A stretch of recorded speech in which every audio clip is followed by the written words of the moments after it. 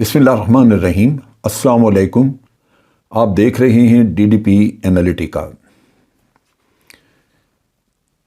Long मार्च जो है वो भी तकरीबन अपने इख्तितामी मराहिल की तरफ पहुंच चुकी है और इमरान खान ने आज गुजर खान के इलाके में जब एड्रेस किया अपनी लॉन्ग मार्च के शुरका को, तो उन्होंने ऐलान किया कि वो 26 नवंबर को पहुंचेंगे, रावलपिंडी पहुंचेंगे, यानी रावलपिंडी में आके वो ज्वाइन करेंगे अपनी लॉन्ग मार्च को।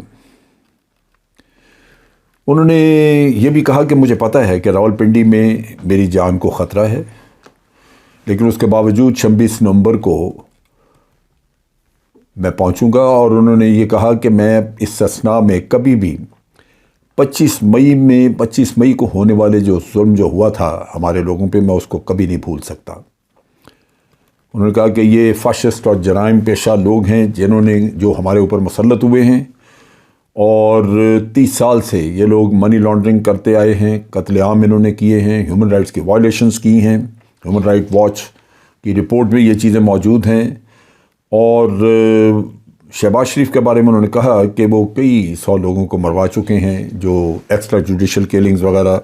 राना सनाउल्लाह पे भी इसी तरह के 18 कत्ल उसका है कि, और फिर कब्ज़ा ग्रुप।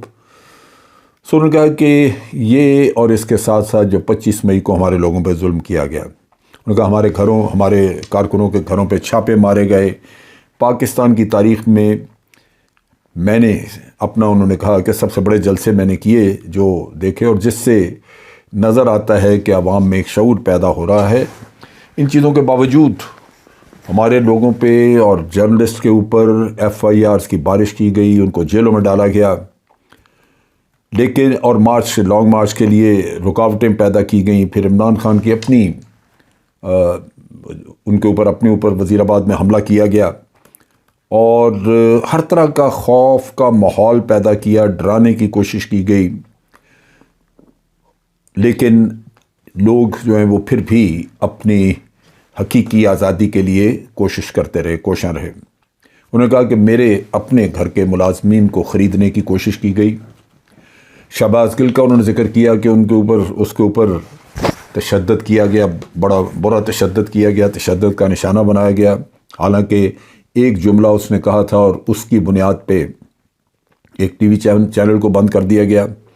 आज़म सवाती का जिक्र उन्होंने किया कि उसको बरहना करके उसके पोतों पोतियों के सामने उसकी तजलील की गई, फिर उसको बाद में नंगा करके तो उसकी वीडियो बनाई गई।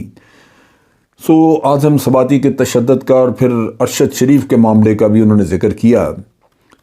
और सारे बातचीत का जो उन्होंने कहा कि इन सब चीज़ों के बावजूद ना तो इमरान खान के अपने इरादे मुतज़लज़ल हो सके और ना ही अवाम का जोश व खरोश कम हुआ।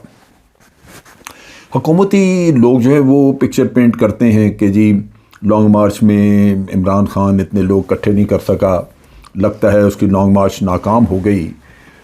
ये किस हद तक हुकूमती सर्कल दुरुस्त कह रहे हैं या अवाम को गुमराह करने की कोशिश कर रहे हैं। जो मैंने क्लिप्स देखी हैं, वीडियोस देखी हैं, उसमें तो हर जगह पे बहुत बड़े हजूम नज़र आए हैं, मासवा एक आध जगह के। और ये जो हजूम नज़र आए हैं, ये चूँकि एक शहर से दूसरे शहर नहीं जाते, ये सिर्फ उसी शहर के लोग होते हैं जो वहीं रह जाते हैं।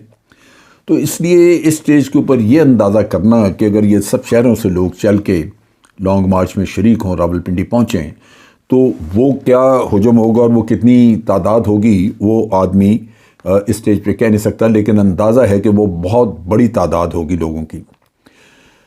खान साहब ने ये भी क्लैरिफाई किया कि ये जो मार्च मैं कर रहा हूँ ये कोई सियासी खेल नहीं है, सियासत नहीं है। उन्होंने कहा कि जहाँ मैं जाता था वहाँ यही कहा जाता था कि आपकी जान को ख़तरा है, और उनको डराया जाता था। रावलपिंडी में भी ये ख़तरा मौजूद है, लेकिन उसके बावजूद उन्होंने कहा कि, और कातिलाना हमले के बावजूद उन्होंने कहा मैं अपने लोगों में मौजूद रहा।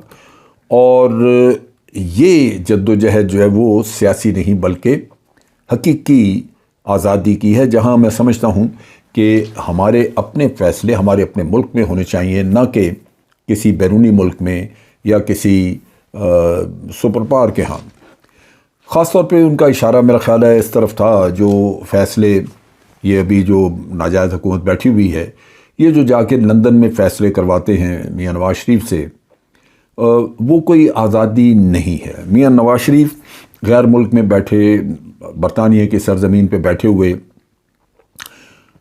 خدا جانے وہاں پہ کس کس کے وہ مرہون منت ہیں، کس کس کے احسان مند ہیں وہاں پہ، اور کون کون ان کو استعمال کر رہا ہے. یہ ساری چیزیں ایک لحاظ سے پاسبل ہیں، لیکن اس کے ساتھ ساتھ بہت بڑی بات ہے کہ ایک ملک کی تذلیل ہے، ایک آزاد ملک ہے، اس کا اپنا ایک دارالحکومت کیا موجود ہے، اس میں سارا سٹرکچر گورنمنٹ کا موجود ہے، اچھا یا برا یا جو بھی ناجائز گورنمنٹ آپ کہہ لیجئے. اس کے 22-23 کروڑ یہاں لوگ موجود ہیں، لیکن آپ فیصلہ کرانے کے لیے ایک سزا یافتہ کے پاس وہاں جا رہے ہیں. یہ وہ چیزیں ہیں جو کہ میں سمجھتا ہوں کہ عوام میں ایک شعور آیا ہے. وہ پہلے تو ہوتا تھا، آپ نے دیکھا کہ جو پچھلے سال ضمنی الیکشن ہوئے تو اس میں پی ایم ایل این جو ہے وہ 4 سیٹیں جیت گئی تھی، ڈسکا وسکا کا جہاں قصہ ہوا. لیکن یہ شعور کی بات ہے کہ اب آ کے پی ایم ایل این کی ٹکٹ بھی کوئی نہیں لینا چاہتا. تو یہ جو بڑے عرصے تک لوگوں کو بیوقوف بناتے رہے ہیں، وہ چیزیں آہستہ آہستہ کھل رہی ہیں. سینیٹر اعظم سواتی، ارشد شریف وغیرہ کا انہوں نے ذکر کیا کہ یہ ایسے لوگ تھے جو کہ اسی ظلم کا نشانہ بنے، اور ان کا جو بہر صورت ان کو انصاف نہیں ملا. اس چیز پہ انہوں نے زور دیا کہ باہر سے کوئی آ کے ادھر انویسٹمنٹ کیوں کرے، یہاں جب انصاف کا نظام ہی نہیں ہے، انصاف ملتا نہیں ہے، تو پاکستانی خود جو باہر جا کے آباد ہیں وہ بھی اپنا پیسہ لا کے یہاں انویسٹ نہیں کرنا چاہتے. اور یورپین ملک اور دوسرے بیرونی ملکوں کا ذکر انہوں نے کیا کہ وہاں پہ تجارت یا انویسٹمنٹ اسی وجہ سے زیادہ ہے کہ وہاں انصاف کا نظام جو ہے وہ متحرک ہے، اور قانون سب کے لیے ایک جیسا ہے، برابر ہے، اور اس وجہ سے وہاں پہ اکانومی بھی ترقی کرتی ہے. اچھا، دوسری طرف اسلام آباد ہائی کورٹ میں یہ کیس چل رہا تھا، وہاں پہ آئی جی پولیس سے رپورٹ مانگی گئی. اسلام آباد ہائی کورٹ نے رپورٹ مانگی تھی ان سے، وہ رپورٹ بھی انہوں نے جمع کرائی اور اس میں انہوں نے اپنی کہانی بیان کی. اب ساری دنیا جانتی ہے کہ 25 مئی کو جس طرح لوگوں کو ذلیل و خوار کیا گیا، جس طرح پی ٹی آئی کے ورکرز کو، لوگوں کو ان کا برا حال کیا گیا، اس میں کسی کو کوئی شک نہیں. لیکن جو اسلام آباد کی پولیس جو رپورٹ جمع کرا رہی ہے اس میں وہ یہ کہتے ہیں کہ جی پی ٹی آئی نے ہمیں پہلے بھی گارنٹی دی تھی کہ پرامن رہیں گے، لیکن 25 مئی کو انہوں نے خلاف ورزیاں کی. اب آپ ذرا سوچئے، لانگ مارچ تو بھی لاہور سے نہیں چلی تھی، خیبر پختونخوا سے تو چلیں ٹھیک ہے، لیکن لاہور میں چونکہ ان کی حکومت تھی اس وقت پنجاب میں، تو گھروں پہ جب چھاپے مارے گئے، لوگوں کو اریسٹ کیا گیا، راوی کے پل پہ روکا گیا، وہ وائلیشن تھی. یعنی اتنا شرمناک اور ڈھٹائی سے جھوٹ بولا جاتا ہے. کسی نے ان سے پوچھا نہیں کہ آپ رپورٹ جمع کرا رہے ہیں جی 25 مئی کو یہاں پہ ہوا. آپ تو شروع دن سے جہاں سے لانگ مارچ چلنی تھی وہیں سے ریاست نے جبر شروع کر دیا، کیونکہ حکومت وہاں پہ ان کی پی ایم ایل این کی تھی. پھر انہوں نے جو ابھی جو وہاں پہ اسلام آباد ہائی کورٹ میں جو رپورٹ جمع کرائی، اس میں انہوں نے دعویٰ کیا کہ علی امین گنڈا پور جو ہے اس نے اشتعال انگیز بیانات دیے ہیں، اور وہ اس نے کہا ہے کہ جی ہتھیار لے کے جائیں. اسی طرح پی ٹی آئی کے کسی رہنما کا کہہ رہے ہیں جی کہ اس نے وزیر داخلہ رانا ثناء اللہ کو دھمکی دی. یہ سب مفروضے جن کی بنیاد پہ، یعنی حقیقت یہ ہے کہ ہر لحاظ سے وہ چاہتے ہیں کہ اس لانگ مارچ کو کسی طرح تتر بتر کر دیا جائے، ختم کر دیا جائے، یا اس کو کم از کم کچھ نہیں تو اتنا کمزور کر دیا جائے کہ یہ اپنا مقصد حاصل نہ کر سکے. اور اس میں وہ سہارا لینا چاہتے ہیں اسلام آباد ہائی کورٹ کا، عدالت کے ذریعے یہ کام کرنا چاہتے ہیں. چنانچہ عدالت کو یہ کہانیاں سنائی جا رہی ہیں، اور یہ بھی کہا گیا کہ جی ویڈیوز بھی موجود ہیں جس میں کہ لوگوں کو غلیلیں ایشو کی جا رہی ہیں، ان کو دی جا رہی ہیں، تاکہ یہ جو رینجرز اور دوسرے لوگ جو یہاں پہ پولیس وغیرہ کے لوگ جن کے پاس ہتھیار نہیں ہوں گے، وہ جب یہاں پہ نظم و نسق سنبھال کے بیٹھے ہوں گے اسلام آباد کا، تو ان کے اوپر غلیلوں سے حملہ کیا جائے. شیخ رشید اور فیصل وابڈا کا انہوں نے مثال دی کہ جی انہوں نے پہلے کہا تھا کہ یہ جو مارچ ہے یہ خونی ہوگی. خود عمران خان بھی تسلیم کر چکے ہیں کہ ان کے بعض لوگ مسلح. یہ جھوٹ. اگر کسی وقت پہ کسی کے پاس کوئی ویپن ہے تو ویپن تو استعمال نہیں کیا. اگر کسی نے اپنے تحفظ کے لیے وہ ویپن رکھا ہے جس کا لائسنس اس کے پاس ہے تو وہ لائسنس اور وہ ویپن اس کے پاس ہے ہی اسی وجہ سے کہ اس نے اپنا تحفظ کرنا ہے. تو بہرصورت سپریم کورٹ میں جو رپورٹ دی گئی اس میں کہا گیا کہ جی ہمیں ان کو اجازت دینے کی کوئی پرابلم نہیں اگر ہمیں گارنٹیز مل جائیں.